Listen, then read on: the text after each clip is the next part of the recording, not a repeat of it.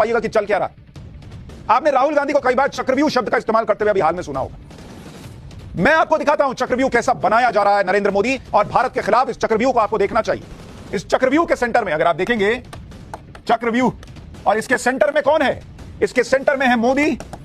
और जिन लोगों को नरेंद्र मोदी के आगे भारत दिखना बंद हो जाता है, वो देखें कि कैसे वो भारत को टारगेट करते हैं। और इस चक्रव्यूह को अगर आप देखेंगे, अगर आप इसको सेंटर मानते हैं, तो इसकी अलग अलग लेयर्स हैं, जिसको अगर आप देखेंगे जिसमें भारत को घेरने का प्रयास हो रहा है। अगर आप अलग अलग लेयर्स देखते जाएंगे तो मैं आपको बताता हूं ये लेयर्स क्या है। इसमें अगर आप देखेंगे सबसे अंदर का जो मार्केट है, अंदर का लेयर है, वो है शेयर मार्केट और इकोनॉमी।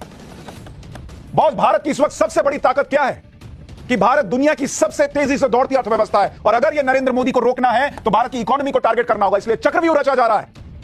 कभी यह बोलकर कि एलआईसी का पैसा डुबा दिया मोदी ने, कभी यह बोलकर कि बैंकों का पैसा डुबा दिया मोदी ने, और कभी यह बोलकर हिंडनबर्ग की रिपोर्ट के सहारे कि भैया मार्केट तो गया, पैसा तुम्हारा गया। क्योंकि एक बार इकोनॉमी गिर गई, एक बार भारत की रफ्तार धीमी पड़ गई, तो फिर नरेंद्र मोदी को रोकने में काम आएगा। लेकिन यह चक्रव्यूह का पहला लेयर है। इसके बाद आप देखिए ये जो लेयर है दूसरा, इसमें है अग्निवीर, देश की सेना। अगर देश की सरहदें कमजोर पड़ गई, अगर देश की इंटरनल सिक्योरिटी कमजोर पड़ गई, अगर देश की सेना जो कभी नहीं हिली, कभी नहीं डिगी, आसपास के देशों को आप देख लीजिए, अगर वो सेना कमजोर पड़ गई, तब जाकर भारत को कमजोर किया जा सकता है। और इसलिए अग्निवीर पर सवाल उठते हैं। इसी तरह से आप देखिए एक लेयर है किसान। जो लोग 60 साल में 60 साल राज करने के बाद किसान को एमएसपी की गारंटी नहीं दे पाए हर फसल पर, वो आज अचानक कहने लगते हैं कि एमएसपी का पे कानून बन जाना चाहिए।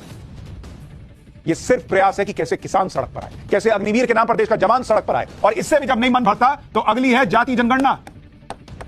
जातिगत जनगणना के नाम पर किसी तरीके से जो हिंदू है वो बट जाए और वो सड़क पर आ जाए। इससे भी मन नहीं भरता तो अगली लेयर है आरक्षण।